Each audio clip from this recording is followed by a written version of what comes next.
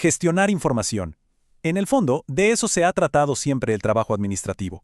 Pero claro, las herramientas, ¿qué diferencia? Pasamos del archivador metálico a la nube. Vamos a hacer un recorrido para ver cómo esta transformación ha reinventado por completo la profesión. A ver, miremos esta comparación. Es súper reveladora, ¿no? A un lado, el ayer, llenar archivadores, mandar telegramas, suena casi a otra época. Y al otro lado, el hoy, la nube, el correo electrónico. Las palabras cambian, las acciones parecen distintas, pero si lo pensamos bien, el objetivo en el fondo es exactamente el mismo. Y justo ahí está la clave de todo esto. La misión, el porqué del trabajo administrativo no ha cambiado, sigue siendo la misma: gestionar y comunicar información de la forma más eficiente posible. Lo que ha dado un vuelco total, un giro de 180 grados, son las herramientas, el cómo lo hacemos. Ok, entonces, hagamos un pequeño viaje al pasado. Pensemos en una era donde todo, absolutamente todo, era papel. Un mundo donde la información tenía límites físicos muy, pero muy claros. Este era el arsenal de la oficina. La máquina de escribir para crear los documentos, los archivadores para guardarlos, y los tarjeteros para poder encontrarlos después. Cada paso, cada tarea, desde buscar un simple dato hasta hacer una copia, implicaba un esfuerzo físico, un trabajo manual que hoy nos parece increíble. El problema de fondo con este sistema es que la información era prisionera. Estaba atrapada en un objeto físico, la hoja de papel.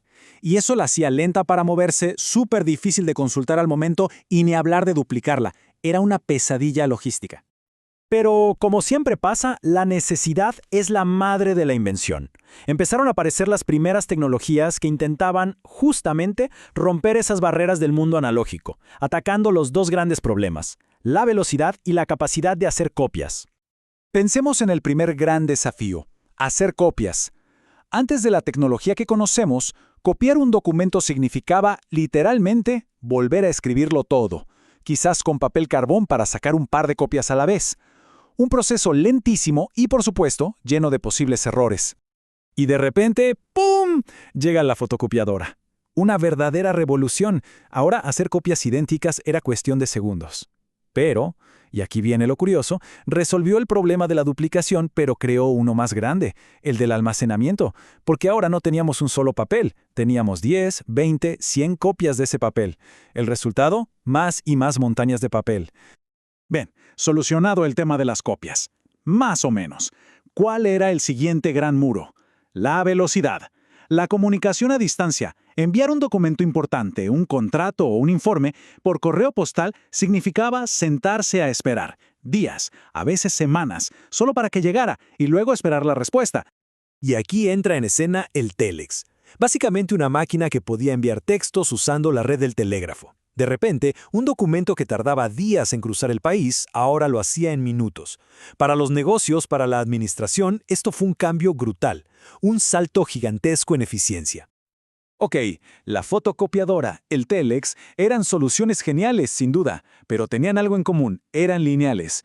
Iban de un punto A un punto B. La verdadera revolución, el cambio que lo alteraría todo, necesitaba una idea completamente nueva, una red que no tuviera un centro. Y es aquí donde la historia se pone interesante. En 1969, el Departamento de Defensa de Estados Unidos crea algo llamado ARPANET. Ojo, el objetivo no era comercial, era puramente militar. Querían una red de comunicaciones que pudiera sobrevivir a un ataque. Una red que siguiera funcionando aunque le quitaran pedazos. Esa idea, la descentralización, fue la semilla de lo que hoy conocemos como Internet. Para que esa red a prueba de todo funcionara, tuvieron que inventar una tecnología clave: la conmutación de paquetes. Y la idea, la verdad, es genial. En vez de mandar un mensaje gigantesco por un solo camino, como un tren en una sola vía, ¿qué tal si lo rompemos en pedacitos, en pequeños paquetes? Esto lo explica muy bien. Imagínense que quieren enviar un libro. En el sistema antiguo lo meten en una caja y lo mandan por un solo camino. Si ese camino se corta, el libro no llega. Con la conmutación de paquetes, es como si metieran cada página del libro en un sobre diferente. Cada sobre busca la ruta más rápida y eficiente que exista en ese preciso instante. Uno se va por aquí, otro por allá, y cuando todos llegan a su destino, se ordenan y se reconstruye el libro. Es un sistema mucho más inteligente y, sobre todo, mucho más resistente. Bueno, ya tenemos la idea, la tecnología, Pero ¿cómo es que este concepto, que nació para fines militares, termina llegando a cada escritorio y revolucionando el trabajo administrativo? Vamos a ver esa transición.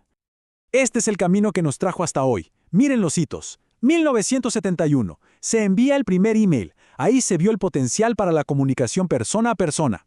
Luego, un salto clave. 1983. El protocolo TCP/IP. Pensemos en esto como el idioma universal que permitió que diferentes redes, que antes no se entendían, pudieran hablar entre sí.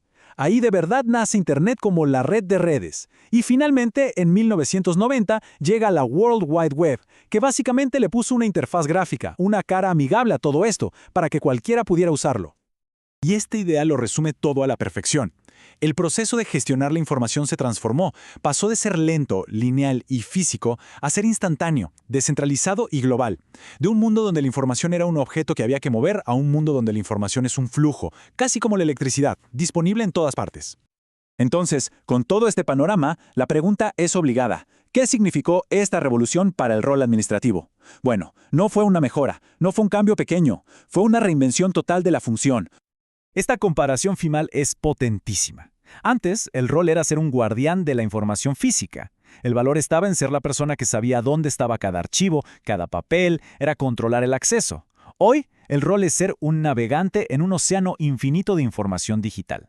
El valor ya no está en guardar, sino en encontrar, en filtrar el ruido, en verificar que la información sea correcta y finalmente en distribuirla a quien la necesita. Y esto nos lleva a una última reflexión. Pensemos en esto. La fotocopiadora fue una revolución, el fax también, y hoy son casi piezas de museo. Entonces, ¿por qué pensaríamos que las herramientas que usamos hoy son para siempre? No lo son. La misión central, la de gestionar la información, esa va a seguir ahí, pero las herramientas y por lo tanto las habilidades necesarias van a seguir evolucionando. La gran pregunta que queda en el aire es, ¿cuál es la próxima habilidad esencial que habrá que empezar a dominar?